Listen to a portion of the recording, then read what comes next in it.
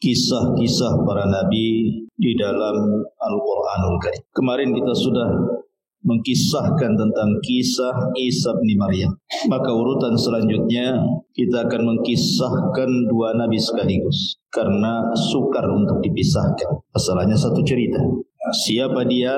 Nabi Allah Yahya alaihi salatu wassalam dan Nabi Allah Zakaria alaihi salatu wassalam. Nabi Yahya disebutkan dalam Al-Quran 4 kali. Pertama dalam surah Al-An'am ayat 85, kemudian surah Maryam ayat 7, kemudian terulang di Maryam ayat 12, kemudian Al-Anbiya ayat 90. Adapun Nabi Zakaria tersebut 7 kali dalam Quran. Pertama di dalam surah Al-Imran di 2 ayat, ayat ke-37 dan ke-38. Kemudian dalam surah Al-An'am di ayat 85. Kemudian dalam surah Maryam terulang 2 kali, ayat 2 dan ayat 7. Kemudian dalam surah Al-Anbiya ayat 89. Itulah penyebutan dua nabi dalam Al-Quran. Artinya memang tidak terlalu lengkap, tetapi secara global bisa kita ceritakan. Sebagai pegangan cerita kita untuk memahami dua kisah Nabi ini, kita mengambil di permulaan surah Maryam, di mana disebutkan di permulaan surah Maryam dari ayat 1 sampai ayat 11 bicara tentang Nabi Allah Zakaria. Kemudian ayat 12 sampai ke 15 itu bicara tentang kisah Nabi Allah Yahya. Kita gabungkan. Ma'asyiral muslimin yang dimuliakan Allah Azza wa Jalla, saya tidak hendak mengkisahkan kisah para nabi itu untuk sebuah dongeng yang mungkin dinikmati untuk diceritakan. Tapi saya ingin membahas tentang kandungan daripada ayat per ayat, kalimat per kalimat dalam kisah ini. Karena setiap ayat per ayat, kalimat per kalimat dalam Al-Quran ketika mengkisahkan para nabi dan rasul itu semua ada pelajaran di dalam. Makanya Quran itu jangan hanya sekedar dibaca saja. Ya, perintahnya Iqra bismi rabbikal ladzi khalaq. Betul. Tetapi lebih daripada itu, tafakkur dengan ayat-ayat itu jauh lebih penting daripada hanya sekedar membaca. Jadi ayat ini atau surah Maryam di ayat pertama sampai ke-15 ini kita akan memetik faedah-faedah per kalimat-kalimat supaya kita paham Al-Quran juga isinya apa. Taib. Allah Subhanahu wa taala berfirman, Kaf ha ya ain sad. Dzikru rahmati rabbika 'abdahu Zakaria. Kaf ha ya ain sad. Sering kita dapati di permulaan Al-Quran huruf atau potongan-potongan huruf-huruf hijaiyah diletakkan di permulaan surat. Alif lam mim, alif lam mim ra, qaf, toha, yasin, nun. Termasuk di sini kaf ha ya ain sad. Apa maknanya? Kenapa dicantumkan huruf-huruf hijaiyah yang terangkai yang tidak ada maknanya? Kalau al-kitabu jelas maknanya kitab, al-qalamu maknanya pena, al-baitu maknanya rumah, al-masjidu maknanya masjid. Lah kalau kaf ha ya ain sad ini tak ada makna. Lalu kenapa sesuatu yang tidak ada makna diletakkan di permulaan Al-Quran? Ada sebagian ulama mengatakan bahwa sebenarnya ada maknanya, tetapi yang tahu hanya Allah saja. Pendapat yang kedua, sesungguhnya tidak ada makna sama sekali. Allah Subhanahu wa taala hanya sekedar tahaddi saja. Tahaddi itu artinya membuat semacam tantangan kepada orang-orang Arab. Quran itu turun di Mekah di zaman Arab jahiliyah tempo dulu. Orang-orang Arab itu kalau ngomong pakai bahasa Arab, Quran pun berbahasa Arab. Ucapan orang-orang Arab terangkai dari alif sampai ya. Quran pun sama, terangkai daripada alif sampai ya.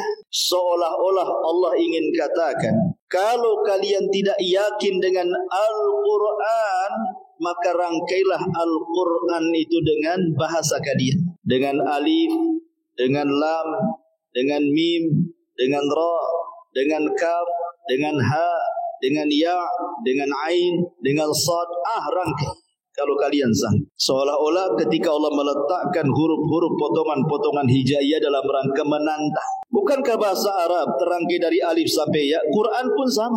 Kalau kalian tidak yakin dengan Al-Quran, rangkailah dengan huruf-huruf itu semisal Quran. Sanggup? Tidak sanggup. Dari Allah menantang dengan 10 surah dalam surah Al-Isra. Kemudian diturunkan menjadi 1 surat dalam Al-Baqarah. Fa'tu bi suratin min mithli. Datangkan 1 surat yang semisal Quran saja. Kalian tidak akan sanggup. Itulah makna daripada kaf ya ha ain sad. Kalau kita mengacu kepada ahli tafsir di kitab-kitab tafsir mereka, biasanya ketika mentafsirkan huruf-huruf atau potongan-potongan huruf hijaiyah itu, pasti ulama tafsir akan mengatakan Allahu a'lamu bimuradihi bihi. Allah yang tahu maksudnya. Tetapi pendapat yang kuat bahwa diletakkannya huruf-huruf hijaiyah seperti ini dalam rangka tantangan. Allah sedang menantang. Hei Anda yang pakar-pakar bahasa Arab, bukankah bahasa Arab terangkai dari alif sampai ya? Quran juga sama. Buatlah Quran dengan bahasa Arab kalian, kalau kalian sanggup. Tapi ada juga yang mengatakan bahwa sesungguhnya potongan-potongan huruf hijaiyah kalau diletakkan di awal surat itu, maknanya huruf-huruf yang banyak pada surat itu adalah potongan-potongan di awal. Umpamanya Al-Baqarah. Berarti kalau kita membaca surah Al-Baqarah, huruf yang paling banyak pertama alif, yang kedua lam, yang ketiga mim. Kalau kita mau hitung nih, surah Al-Baqarah kita hitung satu-satu, alifnya berapa, lamnya berapa, mimnya berapa. Berarti ketika Allah mencantumkan alif lam mim, itulah huruf terbanyak dalam surat itu. Ketika Allah mengatakan dalam surah Maryam kaf ha ya ain sad, berarti itu huruf terbanyak dalam surah Maryam. Itu maksudnya. Ada juga yang mengatakan seperti itu. Tidak percaya, coba antum pulang dari sini, antum hitung tuh huruf dalam surah Maryam itu. Kemudian antum pisah-pisahkan alifnya berapa, ba-nya berapa, ta-nya berapa, sa-nya sampai ya-nya berapa. Ustaz kayak gak ada kerjaan. Itu kerjaan. Apalagi hitung.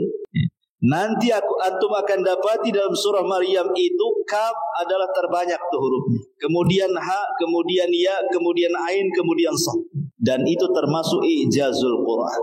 Kehebatan Quran. Taib. Ha, kaf, ha, ya, ain, sad. Zikru rahmati rabbika abdahu Zakaria. Yang dibacakan ini adalah penjelasan tentang rahmat Tuhanmu kepada hambanya Zakaria. Ayat ini akan menjelaskan bagaimana kasih sayang Allah kepada Nabi Allah Zakaria. Tetapi kasih sayang Allah itu bukan kepada para nabi saja, kepada semua manusia Allah sayang. Mu'minuhum wa kafiruhum. Mau mukminnya mau kafirnya, Allah sayang. Buktinya orang yang tak solat Allah kasih minum, Allah kasih makan, Allah kasih kesehatan, Allah kasih kerjaan, lebih kaya pula dibandingkan orang yang solat, lebih sehat pula dibandingkan orang yang solat, lebih sukses pula dunianya dibandingkan orang yang sholat. Sayang tidak tuh Allah? Sayang. Kalau Allah tidak sayang sudah diazab orang. Tetapi sayangnya hanya sebatas dunia. Di akhirat mereka tidak mendapatkan sayangnya Allah. Dalam sebuah hadis Nabi SAW mengatakan, "Lamma qadallahu al-khalqa kataba kitaban fahuwa indahu fawqa arsy. Inna rahmati sabaqat ghadabi." Ketika Allah memutuskan sebuah perkara kepada hambanya, maka Allah catat semuanya di Lauhil Mahfuz. Maka dia pun kemudian berada di atas arasy-Nya, dan dia mengatakan, sesungguhnya rahmatku jauh lebih mendahulukan dibandingkan kemurkaan. Rahmat Allah ini luas. Sekalipun orang sudah kurang ajar kepada Allah, tetap saja Allah kasih rezeki. Menunjukkan apa? Rahmat Allah lebih luas dibandingkan murkanya. Padahal subhanallah, Allah itu ngasih rahmat kepada kita ini, itu hanya 1 bagian dari 100 bagian. Jadi Allah menciptakan ja'alallahu rahmata mi'ata juz'in. Allah telah jadikan 100 rahmat di dunia ini. Fa amsaka indahu 99 juz'an. Kemudian Allah tahan 99 rahmat, yang 1 diturunkan ke bumi. Tapi yang 1 ini subhanallah sudah cukup bagi hamba-hamba. Kita lihat bagaimana sayangnya binatang. induk binatang dengan anaknya, anak dengan induknya, manusia juga sama. Sesama manusia saling sayang-sayangnya. Padahal baru satu. Bagaimana kalau orang masuk surga di mana rahmat Allah yang 100% dikasihkan juga? Gimana kehidupan ahli surga itu? Luar biasa. Itulah rahmat Allah Subhanahu wa taala, sangat dan teramat luas. Orang biasanya kenapa keluar dari rahmat Allah Azza wa Jalla? Tidak meyakini adanya rahmat Allah Subhanahu wa taala. Itu karena dua perkara. Boleh jadi orang ini putus asa karena banyak dosa. Terlalu banyak dosa sehingga dia putus asa. Enggak mungkin Allah ampuni saya, banyak kali dosaku. Akhirnya stres. Saya pernah di seorang ibu-ibu, dia stres gara-gara mikirin dosa. Ustaz, dulu waktu saya muda itu begini. Sekarang saya sudah tua, tobat Ustaz. Tapi bayang-bayang kematian itu terus membayangi saya. Rasa-rasanya Allah tidak mengampuni dosa saya. Ya, dosa inilah yang menjadikan apa? Tidak meyakini adanya rahmat. Ya. Atau mungkin sebaliknya, terlampau semangat mengajak kebaikan, terlampau semangat mengajak kebaikan, tiba-tiba kemudian dia tidak suka dengan maksiat. Ketidaksukaannya dengan maksiat sampai kemudian dia mengingkari rahmat Allah. Bahwa orang yang maksiat itu gak akan masuk surga. Saking bencinya kepada ahli maksiat, tidak dirangkul dia, malah kemudian orang ini menganggap ahli maksiat itu masuk neraka semua. Karena ini pernah terjadi zaman dulu. Jadi ada orang yang berkawan nih, satu ahli ibadah, satu pula ahli maksiat. Rupanya itu gebetannya kemana-mana berdua, berkawan, baik kawan. Yang ahli ibadah ini baik, setiap hari ngomong tobat gitu. Tak mau tobat pun dia. Sampai pada waktunya mungkin si kawan ini yang melakukan dosa yang menurut pandangan ahli ibadah ini tidak bisa ditolerir lagi. Dah keterlaluan bahasa kita. Akhirnya dia pun murka dan mengatakan, kalau kau tidak tobat, kau tidak akan diampuni dosamu dan neraka tempatmu. Main klaim saja dia. Dia tidak tahu bahwa ampunan milik Allah, neraka surga juga milik Allah. Bukan dia yang memutuskan orang ditolak tobat, bukan dia yang memutuskan orang masuk surga atau neraka. Akhirnya mengingkari rahmat Allah. Ma'asyiral muslimin, maka jangan terlampau bangga dengan kebaikan sehingga benci dengan keburukan. Harusnya boleh kita benci dengan maksiat, benci dengan keburukan yang dilakukan orang lain, tetapi sebaiknya kan kita rangkul mereka supaya mereka mendapatkan rahmat Allah. Kemudian ayat yang ketiga, idznada rabbahu nidaan khafiyah, yaitu tatkala Nabi Allah Zakaria berdoa kepada Tuhannya dengan suara yang sangat lirih dan lembut. Dahulu di zaman Rasul ada Arab Badui datang kepada Rasul. Kemudian dia mengatakan, ya Rasulullah, aqaribun rabbuna am ba'id? Rasul, Allah itu dekat atau jauh sih? Kemudian dia mengatakan, idza kana qarib fanunaji wa idza kana ba'id fanunadi. Kalau memang dia dekat, kita doa bisik-bisik. Kalau dia jauh, kita doa teriak-teriak. Jadi Badui ini ngomong, ya Rabb, ya Rasulullah, Tuhan kita ini di mana? Jauh ke dia? Dekat ke dia? Kalau dekat kita bisik-bisik, kalau dia jauh kita panggil-panggil. Maka Allah Subhanahu wa taala menurunkan ayat, wa idza sa'alaka ibadi anni fa inni qarib ujibu da'watad da'i idza da'a. Apabila hamba-hambaku bertanya kepadaku, katakan ya Muhammad, aku dekat. Tak perlu teriak-teriak dalam doa. Aku dekat. Namanya orang dekat, antum nih di samping antum ngomong masa teriak-teriak, disangkanya orang laut antum tinggal di pinggir pantai ya. Anak nggak budak kan itu ya. Kecuali kalau antum di sini, teman antum di sana, iyalah teriak-teriak. Sama manusia saja, kalau dekat antum teriak-teriak disangka gila antum. Walillahil masalul a'la kan. Tentu bagi Allah itu permisalan yang utama. Maka ketika Allah mengatakan apabila hambaku bertanya soal aku dekat. Maknanya Allah dekat dengan kita. Sehingga ketika Allah katakan kepada Rasul, aku dekat, tidak perlulah antum teriak-teriak dalam doa itu. Seperti Zakaria di sini, idznada rabbahu nidaan khafiyah, ketika dia berdoa kepada Tuhanmu dengan suara yang lembut, yang lirih. Tak perlu teriak-teriak. Ngapain teriak-teriak? Allah dekat dengan kita. Ma'asyiral muslimin yang dimuliakan Allah Subhanahu wa taala. Oleh karenanya maka di antara adab berdoa yang diajarkan Nabi sallallahu alaihi wasallam adalah berdoalah seperti Nabi Zakaria, pelan, lirih, lembut. Allah dekat, tidak jauh.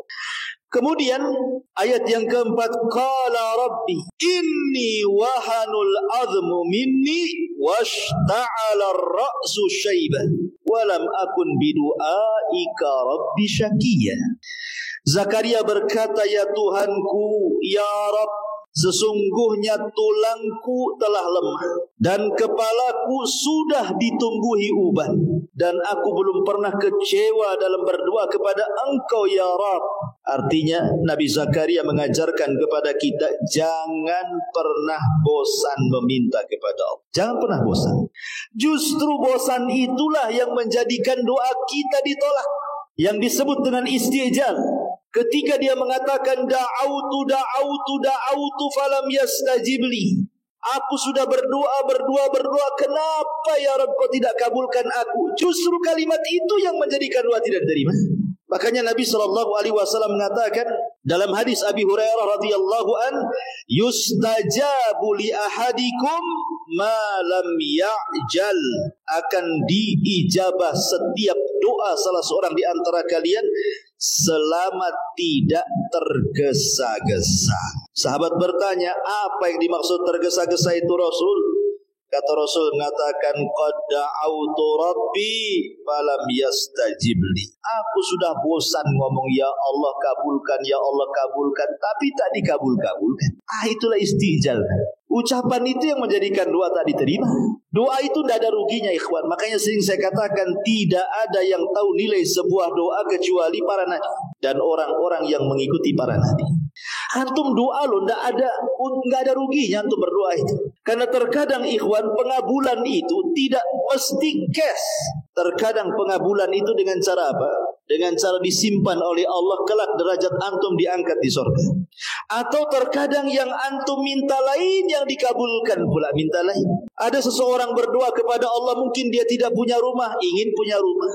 Mungkin dia dipecat dari pekerjaannya, dia berdoa, ya Allah mungkin ada perusahaan lain yang menerima saya.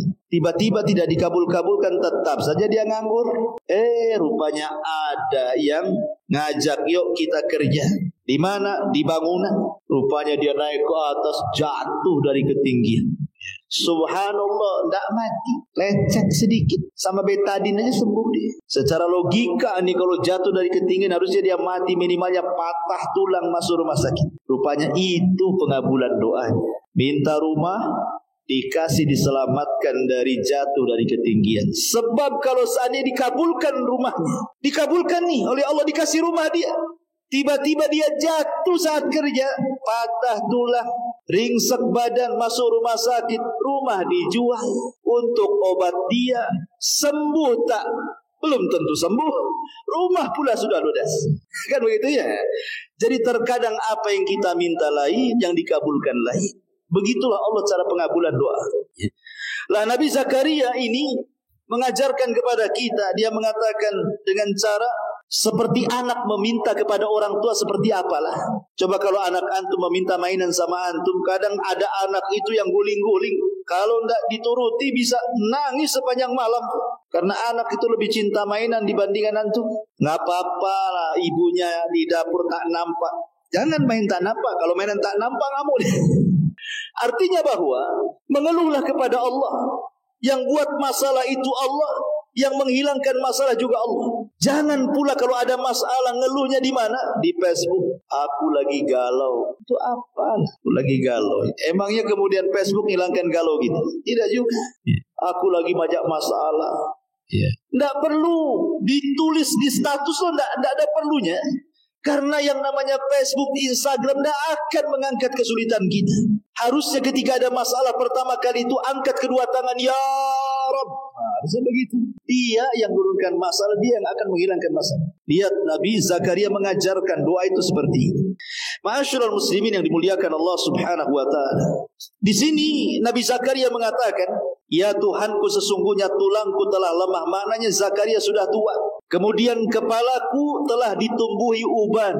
Ingat, uban itu adalah salah satu perkara yang bisa mengingatkan akan kematian.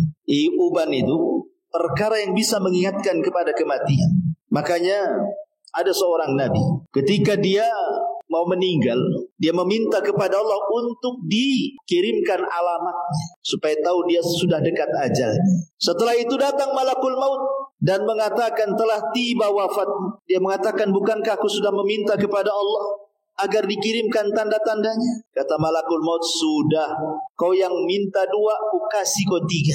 Kemudian dia mengatakan, apa tanda-tandanya? Lihat badan.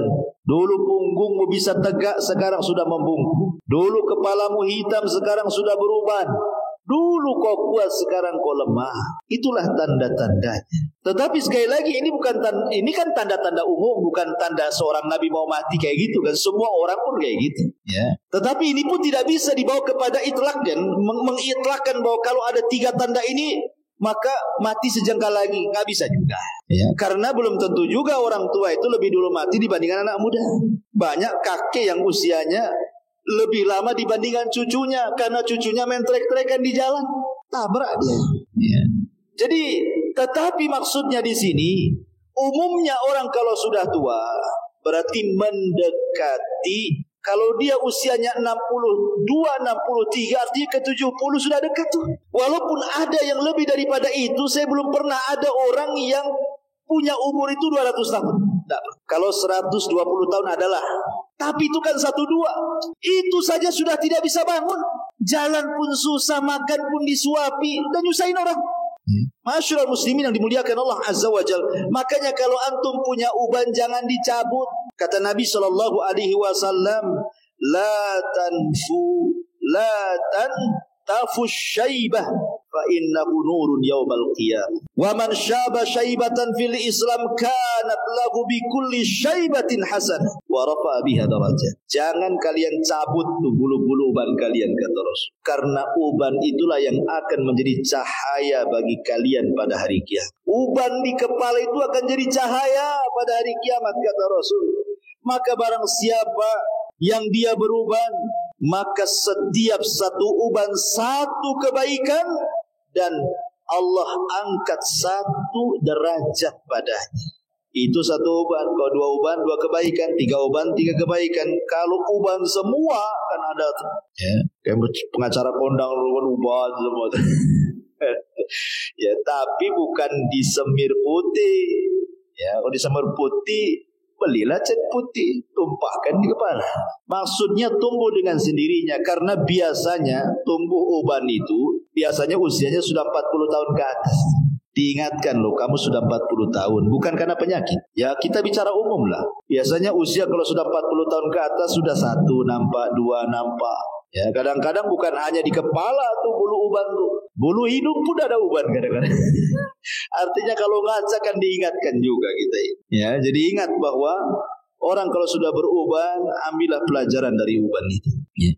Kemudian ayat yang kelima, wa inni khiftul mawaliya min warai wa kanat imraati akiran fahabli min ladunka waliya. Kata Nabi Allah Zakaria, dan sungguh aku khawatir terhadap mawali sepeninggalku. Maksudnya mawaliku di sini kerabat-kerabatku. Aku khawatir dengan kerabatku, aku khawatir dengan kaumku. Kalau aku tidak punya keturunan, siapa yang akan meneruskan dakwahku, gitu maksud. Sesungguhnya aku khawatir terhadap mawaliku sepeninggalku. Sedangkan istriku adalah seorang yang mandul. Maka anugerahkan aku ya Rabb dari sisimu seorang putra yang baik. Boleh jadi putra itu akan meneruskan perjuangan. Karena aku khawatir kalau aku sampai mati tidak punya keturunan, siapa yang akan melanjutkan estafet dakwahku? Lihat bagaimana Nabi Zakaria mengajarkan kepada kita tentang ijtihad dalam doa. Pengen punya keturunan bukan karena syahwat. Kalau kita kan punya keturunan karena malu, sudah lama menikah tak punya anak, malu dengan mertua katanya. Ataukah dia mengatakan nanti siapa yang akan mewarisi harta dan tahtaku ini? Kalau aku mati, dunia yang diceritakan. Nanti kalau saya sudah tua, nggak ada yang merawat saya karena nggak punya anak, stres dia masa depan. Bukan itu tujuan kita punya anak tuh. Di sini loh Nabi Zakaria mengajarkan kepada kita, dia takut kalau seandainya dia mati tidak punya anak, estafet dakwahnya terputus.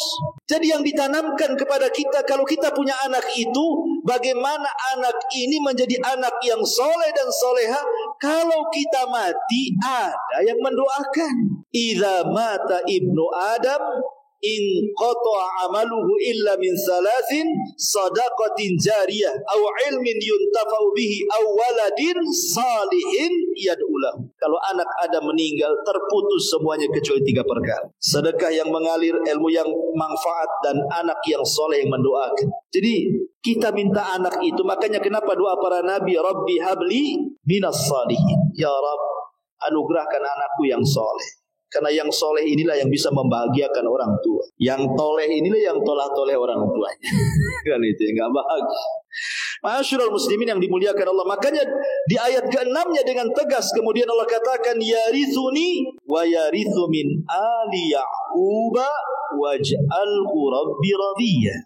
Yang akan mewarisi aku dan mewarisi sebagian keluarga Ya'qub, dan jadikanlah ia, ya Tuhanku, seorang anak yang diridhai.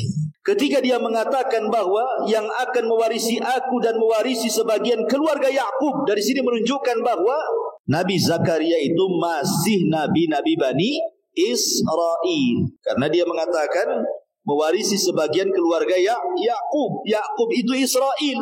Seluruh keturunannya 12. Dari 12 orang inilah melahirkan banyak manusia, termasuk dalamnya para nabi. Itulah yang disebut dengan Bani Israel. Kalau sedikit-sedikit dikaitkan dengan Ya'qub, berarti Bani Israel.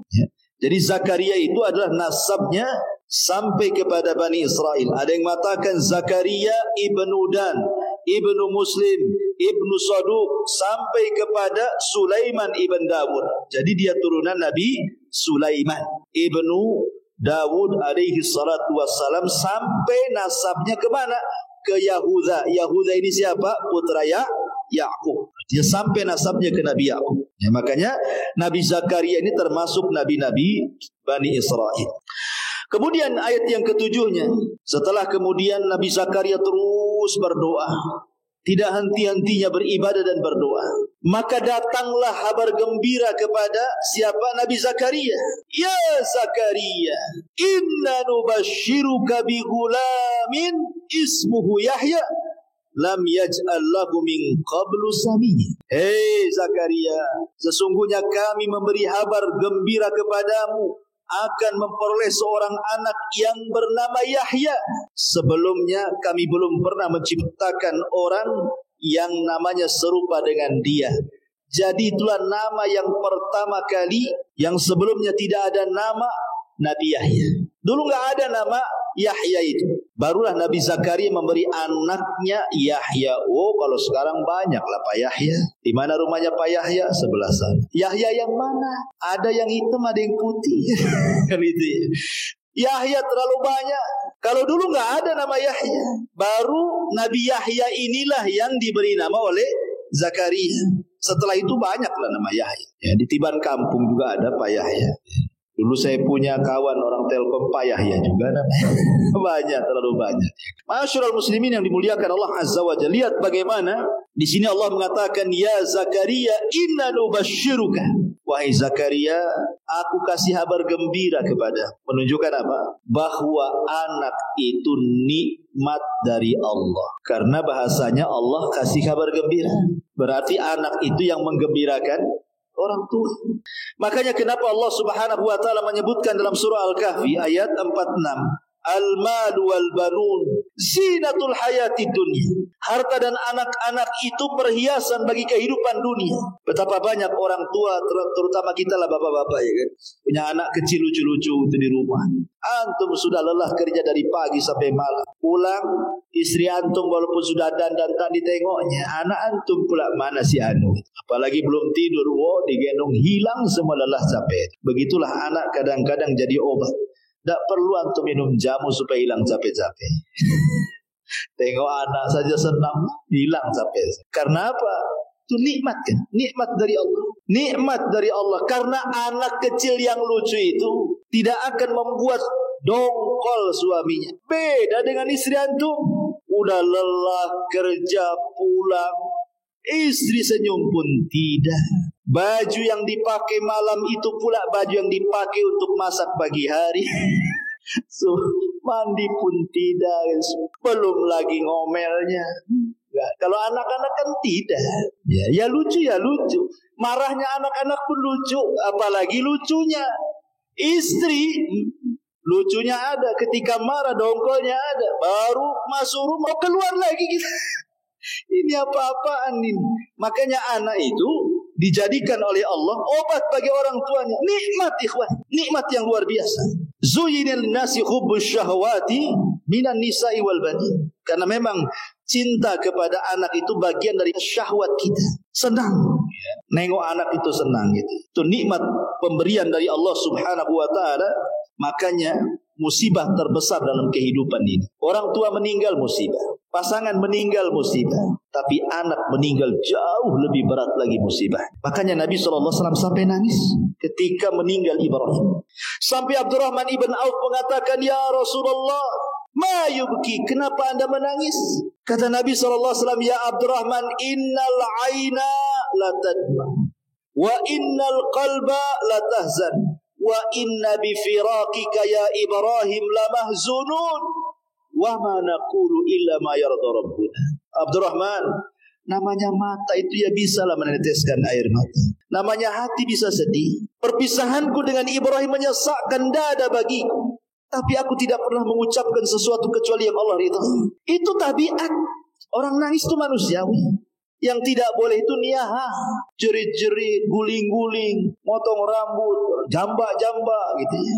Teriak-teriak, nolak takdir itu yang tak boleh. Itu niyaha. Ma'asyiral muslimin yang dimuliakan Allah Azza wa Jalla. Makanya kemudian kalau punya anak syukuri. Banyak orang yang tidak punya anak berpuluh-puluh tahun dia menikah. Sudah ke dokter, sudah ke sinse, sudah ke herbal, sudah ke obat-obatan, dirangsang dengan macam-macam rangsangan pun tidak punya anak. Sedihlah dia. Kata istrinya, "Bang, nikah lagi jalan bang." Nikah lagi tak punya anak juga. Istri keduanya nikah lagi, "Bang, nikah lagi tak punya." Memang dia yang mandul. Mau 100 perempuan dia nikahin tetap aja dia tak punya anak gitu. Ya, itu kan alasan jelas. Karena disuruh sama istri. Antum anak 10 pula diam-diam kawin lagi. Ma'asyiral muslimin yang dimuliakan Allah Subhanahu wa taala. Kemudian Allah Subhanahu wa taala mengatakan dalam ayat ke-8-nya, "Qala rabbi anna yakunu li gulamun wa kanat imraati aqiran wa qad balagat minal kibari itiya." Zakaria berkata, "Ya Tuhanku, bagaimana akan ada anak bagiku padahal istriku adalah seorang yang mandul dan aku sendiri sesungguhnya sudah mencapai umur yang sangat tua renta." Mustahil, aku sudah tua 100 lebih, istriku juga sudah tua mandul lagi.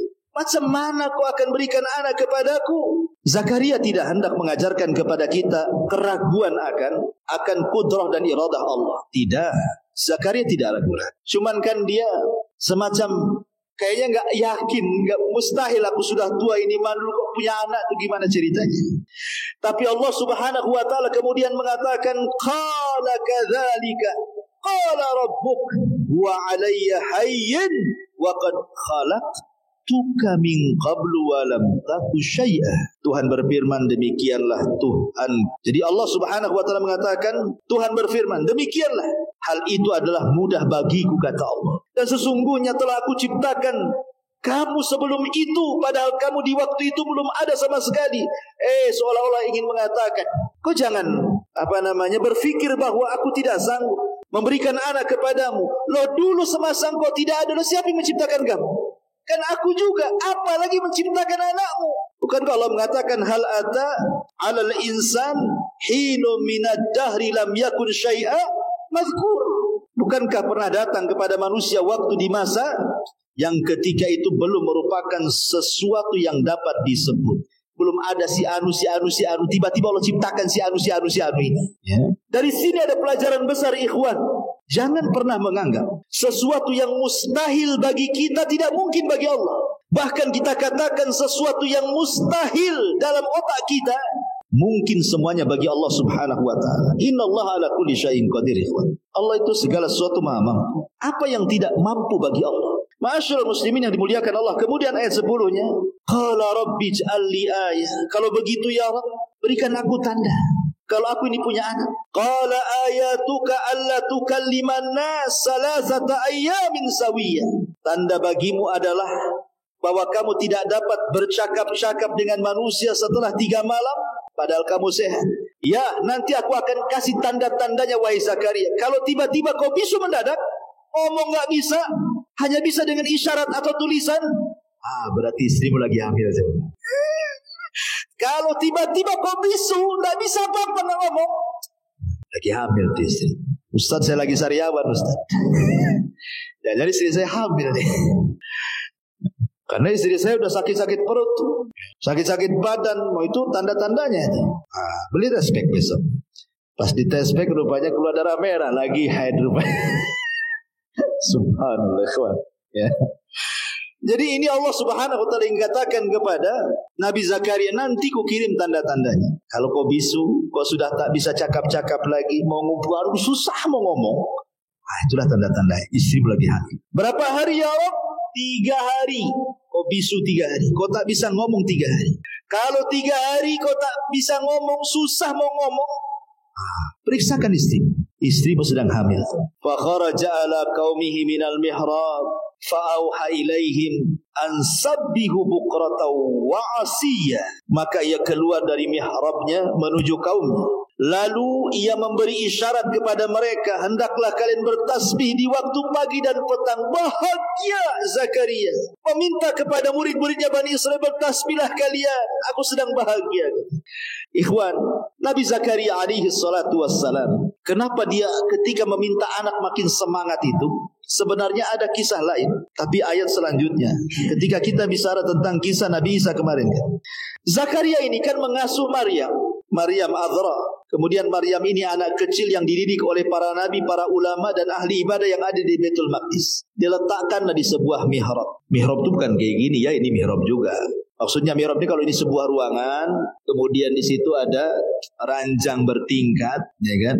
Kemudian ranjangnya ditempel di tembok sebelah sana, kita tidak bisa naik kecuali naik tangga. Itulah mihrab. Jadi Maryam itu tidur di situ, zikir di situ, ibadah di situ. Jadi suatu hari Nabi Zakaria ini, falamma dakhala Zakaria al-mihrab wajada indaha rizqah. Tiba-tiba Nabi Zakaria mendapatkan rizqah, banyak makanan, terutama buah-buahan. Yang anehnya lagi, buah-buahan itu yang tidak ada di musim dingin, ada pula di musim dingin. Tidak ada di musim panas, ada pula di musim panas. Kalau zaman dulu kan kalau makan buah-buahan harus nunggu musim ya. Kalau zaman sekarang kan tidak. Karena sudah ada transportasi, ada pesawat, ada kargo. Nggak ada durian di Batam sini, datangkan dari Padang, ya kan? Oh, di Padang tak musim, Tanjung Batu. Tanjung Batu tak musim juga Thailand. Naik pesawat. Tapi kalau dulu kan nggak ada kendaraan, ya nunggu musim lah. Pengen durian ya nunggu musim durian. Pengen jeruk nunggu musim jeruk, pengen mangga nunggu musim mangga, dan begitu seterusnya. Apa di zaman dulu kan terbatas kendaraan. Makanya Zakaria heran. Makanya Zakaria mengatakan, anna laki hadza. Kalau memang Zakaria melihat buah-buahan yang memang dia musim panas ada, di musim dingin ada, nggak heran. Memang itu musimnya kan gitu. Tak mungkin Zakaria akan tanya, anna laki hadza, dari mana ini kan begitu. Pasti tanyanya bukan seperti itu. Mungkin tanyanya dari mana kau dapat, siapa yang ngasih hadiah? Yang ngasih kamu siapa, yang ngasih hadiah kamu? Paling begitu ucapannya kan. Karena memang lagi musim masalahnya. Kalau tidak musim makanya wajar pertanyaan Nabi Zakaria itu, anna laki hadza, dari mana kau dapat? Dari segi bahasa sudah beda. Kemudian Maryam mengatakan, huwa min indillah, itu datang dari Allah wahai pamanku. Dari situ berpikir, ini makanan tidak ada di musim panas, ada pula di musim panas. Makanan di musim dingin ada pula di musim dingin. Akhirnya Nabi Zakaria berpikir, kalau makanan di musim panas ada di musim dingin, makanan di musim dingin ada di musim panas, tidak mustahil. Walaupun dia sudah tua, istrinya mandul, tua pun pasti punya anak. Aku peningin sama dengan Maryam. Sejak itulah maka Akhirnya Zakaria membuat mihrab yang sama dengan mihrabnya Maryam. Dia pun tidak keluar dari mihrab, terus berdoa kepada Allah Subhanahu wa taala. Dari situlah Allah mengatakan hunalika da'a Zakaria rabbah. Disitulah tiba-tiba datang malaikat saat Zakaria sedang salat, wa huwa yusalli fil mihrab. Dia sedang salat, datang malaikat menghabar gembirakan akan kelahiran dia. Ya. Kekuatan ibadah dan doa mengabulkan segalanya. Kenapa malaikat menghabarkan akan kelahiran Yahya di waktu Zakaria sedang sholat? Kenapa tidak di waktu Zakaria sedang jalan-jalan? Kalau sekarang lagi main futsal, kalau sekarang mungkin antum lagi ke pantai atau kemana gitu ya, lagi makan. Ini lagi sholat dikasih kabar, menunjukkan bahwa sholat itu sangat membantu menyelesaikan masalah. Makanya ada hadis yang mengatakan kana Nabiyyu sallallahu alaihi wasallam idza hajabahu amrun fazi'a, itu segera dia sholat. Apa fungsinya? Untuk melibatkan Allah dalam permasalahan. Sholat, kalau antum ada masalah sholat, ya, minta kepada Allah diuraikan masalahnya. Wasta'inu bis sabri was salah. Minta pertolongan dengan sabar dan dengan sholat. Ya. Kemudian setelah Allah Subhanahu wa taala anugerahkan kepada Nabi Allah Zakaria seorang anak namanya Nabi Yahya, maka dalam ayat ke-12 dan seterusnya baru kita cerita Nabi Yahya. Allah mengatakan, "Ya Yahya, khudhil kitaba biquwwati wa atainahul hukma sabiyya." Wa Yahya putra Zakaria, ambillah, pelajarilah kitab Taurat itu dengan sungguh-sungguh, dan kami berikan hikmah kepadanya Yahya selagi dia masih kanak-kanak. Subhanallah. Allah Subhanahu wa taala anugerahkan kepada Nabi Zakaria itu nikmat yang luar biasa karena anaknya anak yang saleh. Nabi Zakaria itu anak yang saleh, terdidik di tengah-tengah Baitul Maqdis. Sampai-sampai sejak kecil Nabi Yahya ini tidak suka bermain dengan anak-anak sebayanya. Kalau ada anak-anak sebayanya mengatakan, Yahya, yuk kita main yuk. Orang sekarang yuk kita main kelereng, yuk kita main pitak umpet, yuk kita main apalah kan gitu. Kalau yang gede main futsal gitu atau apa gitu. Kata Yahya, la, ma khuliqna lillahi. Aku tidak diciptakan untuk main-main. Kau saja yang main. Ya. Luar biasa ya kawan. Aku tidak diciptakan untuk main-main. Kalau kau main-mainlah sana. Itu anak-anak sebayanya masih kecil, belum balik tuh udah ngomong begitu. Antum kalau punya anak ngomong kayak gitu, faedah. Mungkin sudah viral, diundang ke TV-TV. Menunjukkan bahwa bagaimana Nabi Yahya itu terdidik seperti itu di atas ibadah kan. Sampai kecil-kecil tak mau main dia. Sampai Nabi Yahya itu kecil-kecil itu dia suka ke hutan, tafakur di hutan. Sampai-sampai kemudian tidak ada satupun hewan dari yang buas sampai yang jinak kecuali cinta dengan Nabi Yahya. Kenapa? Sebab kalau dia dapat makanan masuk ke hutan, dikasihlah makan tuh semua binatang-binatang di hutan. Makanya jadi jinak dia. Coba kalau antum punya peliharaan ikan di akuarium, ya, antum yang kasih makan, istri nggak pernah kasih makan, itu pasti nurut sama antum. Kalau nampak antum aja udah nongol tuh. Kalau nama istri antum biasa-biasa aja, bakhil katanya. Kan itu ya. Karena orang namanya melihara sesuatu kan siapa yang dekat dengan dia kan.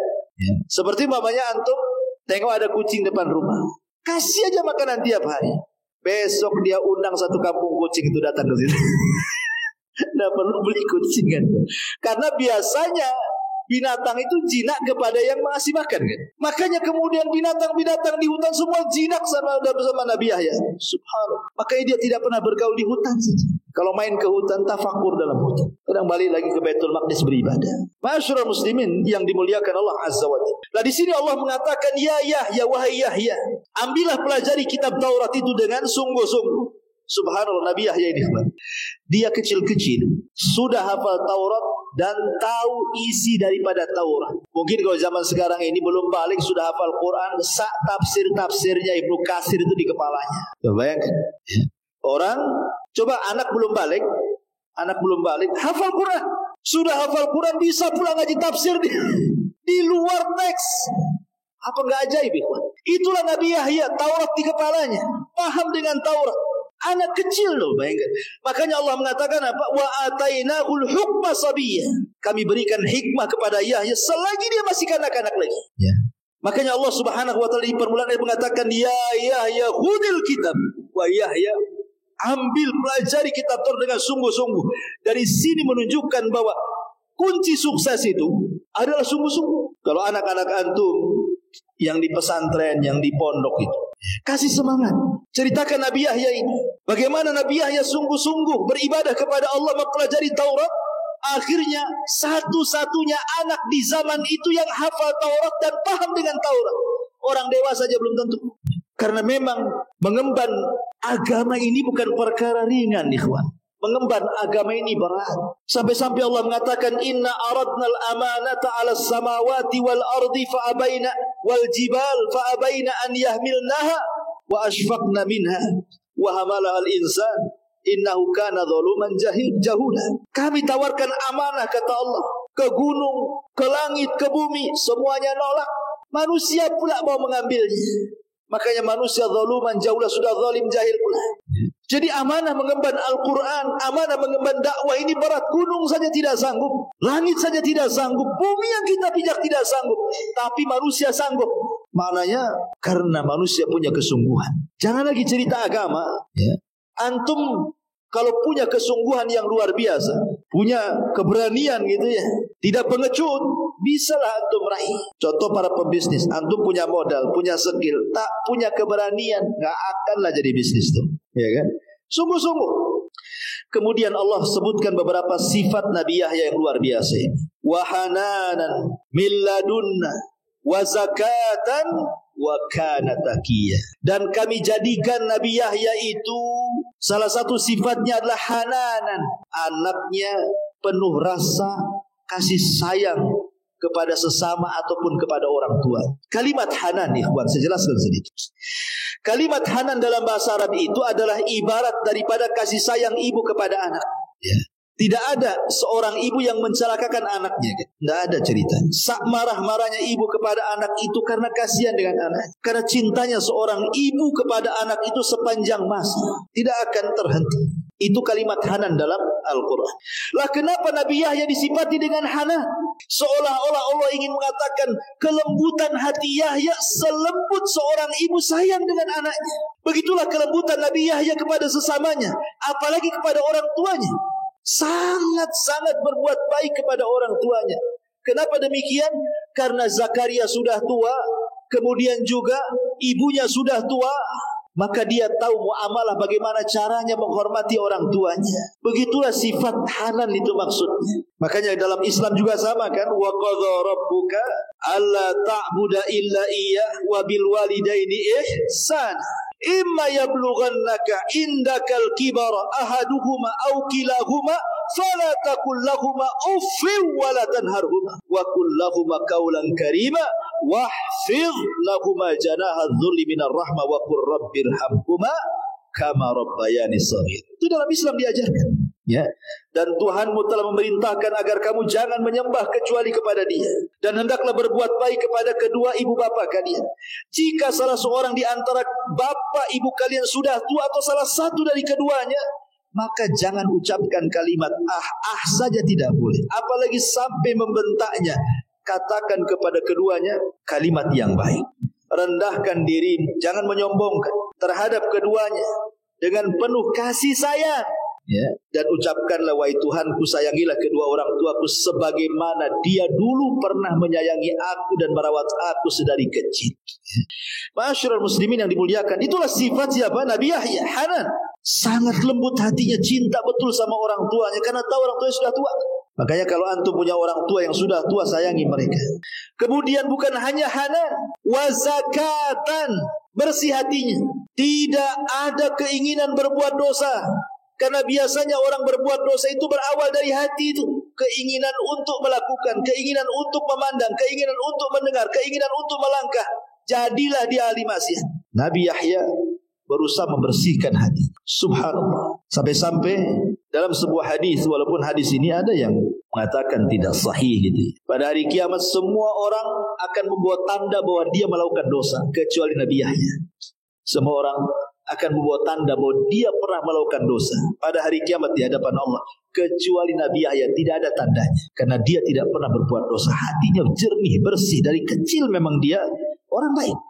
Kemudian di antara sifat yang ketiganya, Allah mengatakan wa hanana min ladunna wa zakatan wa kana taqiyya. Nabi Yahya itu orang yang bertakwa. Takwa itu artinya takut. Takut kepada siapa? Takut kepada Allah. Umar bin Khattab pernah ditanya, Umar, makna takwa itu apa sih sebenarnya? Kata Umar bin Khattab begini, kalau seandainya aku kau suruh berangkat ke arah sini, tiba-tiba di jalan banyak beling, banyak paku, banyak duri, banyak macam-macam. Kira-kira main terabas saja atau kau hati-hati? Pasti akan hati-hati ya. Seperti itulah takwa. Di mana-mana banyak maksiat, hati-hati, jangan sampai jatuh ke situ. Ali bin Abi Thalib radhiyallahu anhu ditanya soal takwa, apa kata Ali? Kata Ali radhiyallahu anhu, takwa adalah al-khaufu minal jalil, wal amalu bitanzil, wal qana'atu bil qalil, wal isti'dad li yaumir rahim. Takwa itu takut kepada Allah, beramal dengan Quran Sunnah, redha dengan pemberian walaupun sedikit, dan persiapan untuk hari yang sangat melelahkan setelah kematian. Itulah takwa ya. Jadi Yahya ini disifati dengan takwa. Kemudian bukan itu saja, wa barram biwalidayhi. Dia anak yang sangat berbakti kepada orang tuanya. Walam yakun jabbaran asiyya. Dan dia bukan orang yang sombong kepada orang tuanya, lagi durhaka kepada orang tuanya. Lihat, ada perbedaan Al-Quran ketika Allah Subhanahu wa ta'ala mensifati Nabi Isa dengan ketika mensifati Nabi Yahya. Kalau Allah Subhanahu wa ta'ala ketika mensifati Nabi Isa, gimana bahasanya? Wa barran biwalidati walam yaj'alni jabbaran syaqiyah. Dan Nabi Isa itu sangat berbuat baik kepada ibunya, karena tidak punya bapak dia, kepada ibunya. Dan Allah tidak jadikan dia seorang anak yang sombong lagi celaka. Tapi ketika Allah mensifati Nabi Yahya, wa barram biwalidayhi wa lam yakun jabbaran asiyya. Dan Nabi Yahya orang yang sangat berbuat baik kepada orang tua, dan dia tidak sombong dan juga tidak durhaka. Ketika bicara Nabi Yahya menggunakan kalimat asiyah. Ketika bicara tentang Nabi Isa menggunakan kalimat syaqiyah. Yang satu durhaka, yang satu celaka. Tentu celaka di atas durhaka. Kenapa kemudian Allah mensifati Nabi Isa, dia tidak pernah celaka, artinya tidak pernah berbuat jahat kepada ibundanya.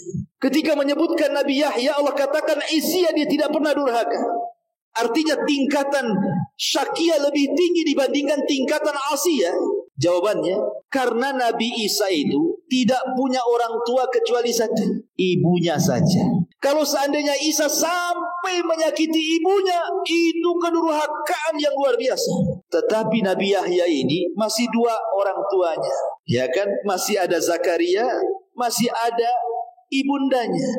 Kalau seandainya nih seorang anak masih utuh kedua orang tuanya, kemudian anak ini kurang ngajar dengan ibunya sampai ibunya sakit hati dan sangat mendalam sakitnya, masihlah ada yang menghibur suaminya, paham ya? Atau seorang anak kurang ngajar dengan bapaknya, masihlah ada yang menghibur bapaknya sama istrinya. Masih ada lah itu, tak sakit kali. Tapi kalau orang tua tinggal satu, kemudian antum sakiti, siapa yang bisa menghibur dia, ikhwan? Yang ada bunuh diri dia. Makanya kenapa tingkatan durhaka kepada orang tua yang hanya tinggal satu, apakah itu bapak ataukah ibu, itu lebih jahat, lebih besar dosanya dibandingkan durhaka kepada salah satu orang tuanya tetapi masih hidup kedua-duanya. Bisa dipahami di sini? Begitulah tafsir, ya. Ma'asyiral muslimin yang dimuliakan Allah Subhanahu wa taala.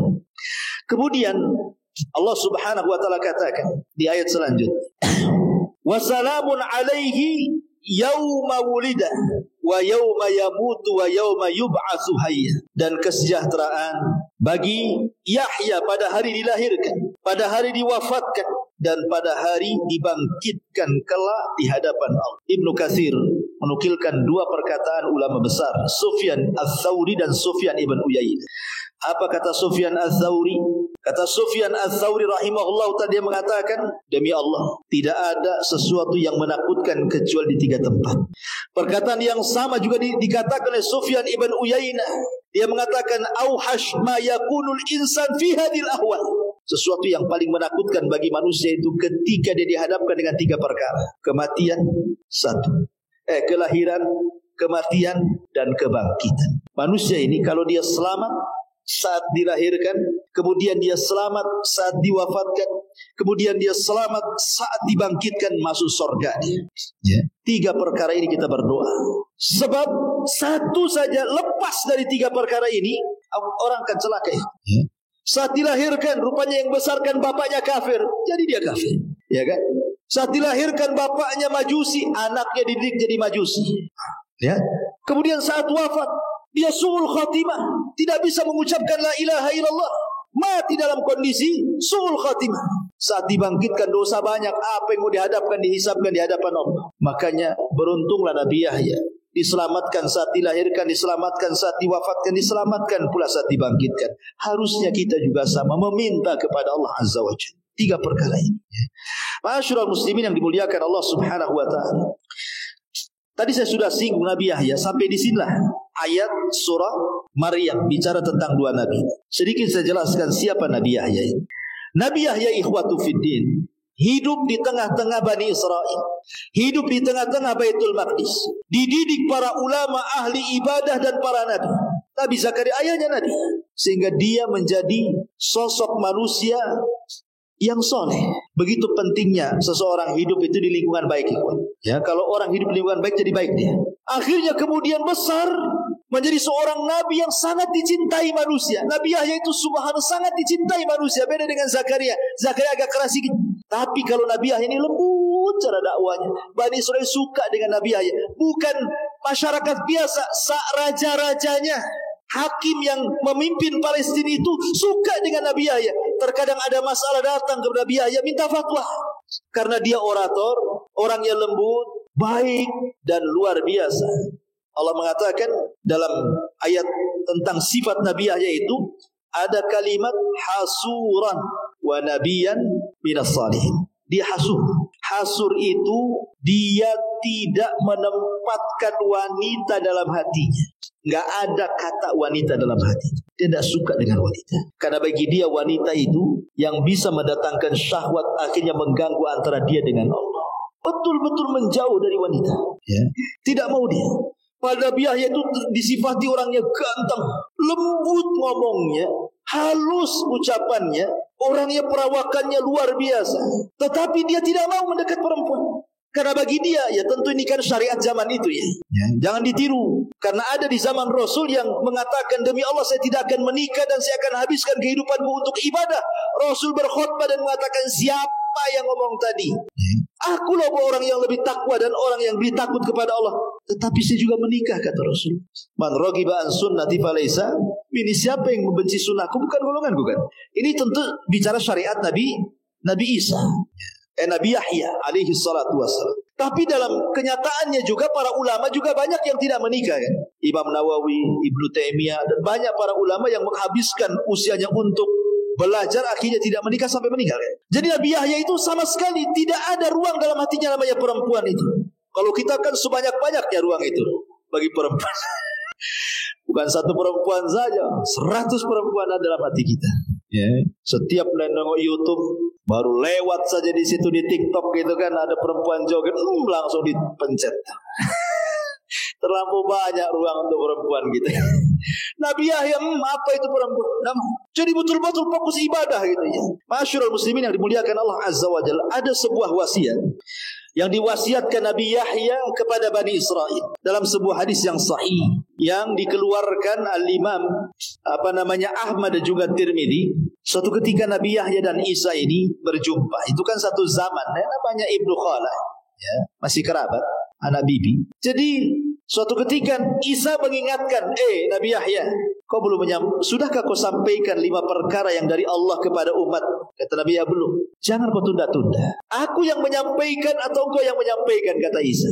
Kata Yahya, oh jangan. Kalau kau yang menyampaikan, azab turun kepada aku. Biar aku yang menyampaikan. Maka Nabi Isa itu mengumpulkan Bani Israel. Ingat bahwa yang pertama kali membenarkan kerasulan Isa itu Yahya.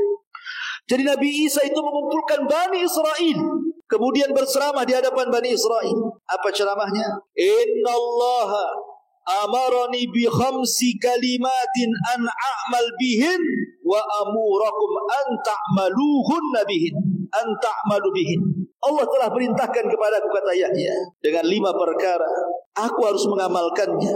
Maka aku pun perintahkan kepada kalian, hei Bani Israel, untuk kalian juga mengamalkannya. Secara singkat ya, karena terlampau lama.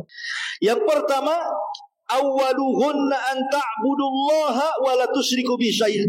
Yang pertama, sembah Allah, jangan sekutukan Allah Azza wa Jalla. Tauhid.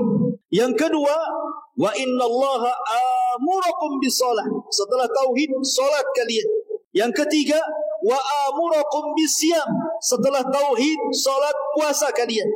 Yang keempat, wa amurakum bisadaqah. Sedekah. Tauhid, salat, puasa, sedekah. Wa amurukum an tadhkurullah. Setelah itu banyak-banyaklah zikir kepada Allah. Ketika Nabi SAW membacakan riwayat ini, apa kata Rasulullah? Sebagaimana Yahya telah memberikan wasiat 5 perkara kepada umatnya, saya pun sama, kata Rasulullah. Wa ana amurukum bi khamsin Allahu amarani bihinna.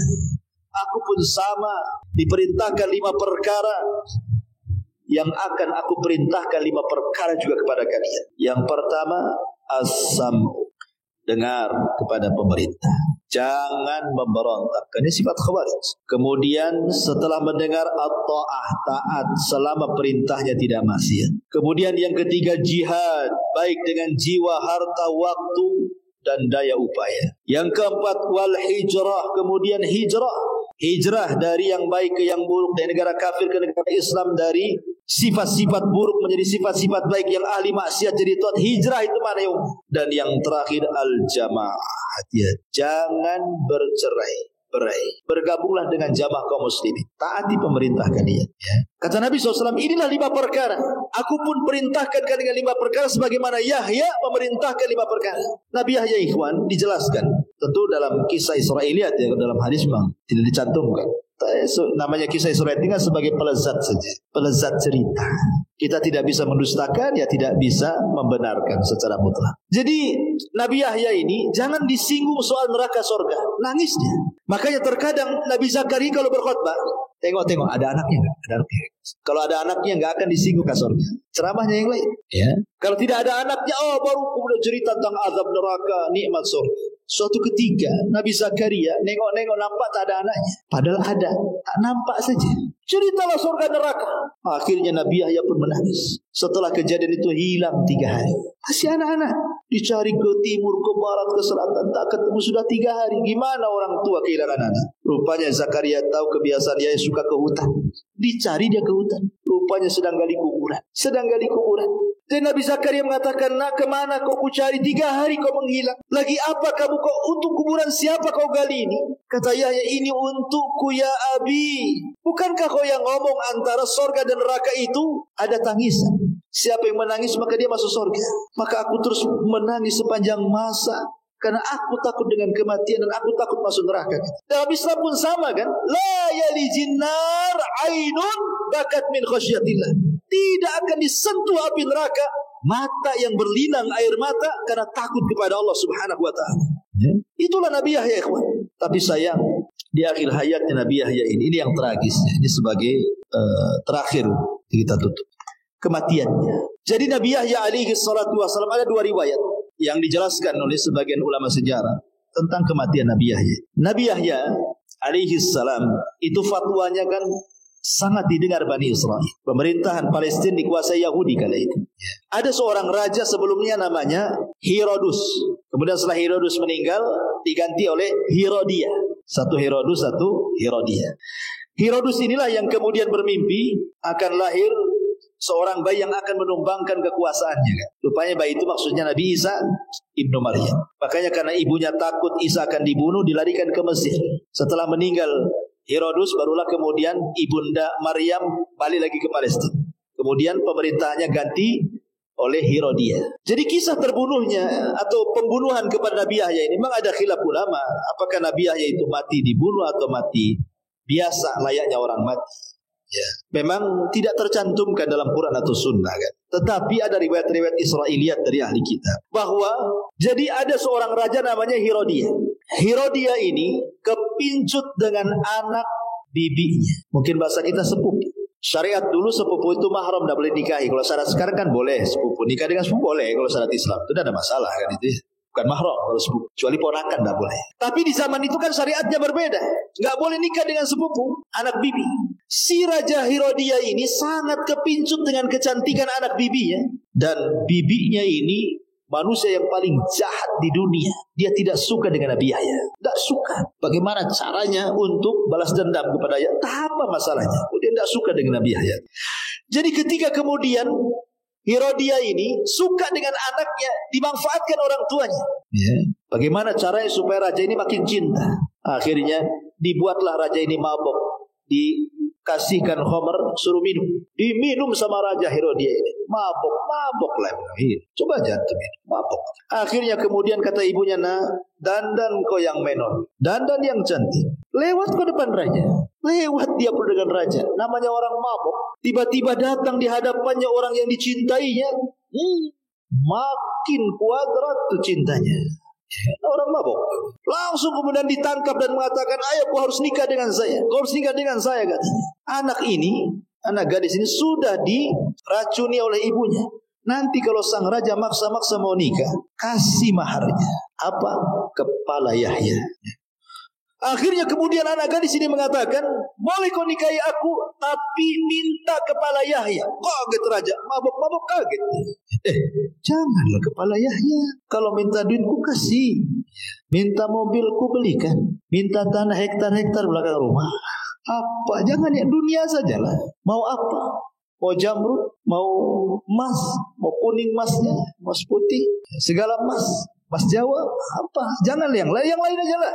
Jangan kemudian kepala Yahya. Karena apa? Herodia ini walaupun dia hakim Palestina, raja itu masih menghargai Nabi Yahya. Kalau ada apa-apa kan minta fatwa juga sama Yahya. Ketika mendengar kepala Yahya, terperanjat dia. Tapi kata sang gadis ini, enggak, saya enggak mau itu. Saya mau kepala Yahya saja. Kalau kau bisa, aku kawin. Tak bisa, tak kawin. Akhirnya karena mabuk raja, orang mabuk dan cinta luar biasa. Prajurit, tangkap dia, penggal kepala, bawa sini. Orang mabuk, bisa ngomong aja orang mabuk. Namanya tentara disuruh raja, ya bergeraklah.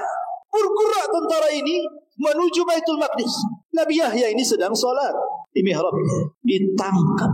Habis ditangkap, diseret, kemudian dipenggal kepalanya. Dipenggal kepalanya, lepas dari badannya. Kemudian kepalanya dibawa ke istana, diletakkan di bejana emas. Parahnya ikhwan, badannya dikirim ke bapaknya Zakaria. Coba anda selaku ayah, tengok anaknya dibunuh orang, nggak ada kepalanya. Apa nggak sakitnya tembus ke dada ikhwan? Ketika kemudian kepala ini sampai di istana, diletakkan di bejana emas.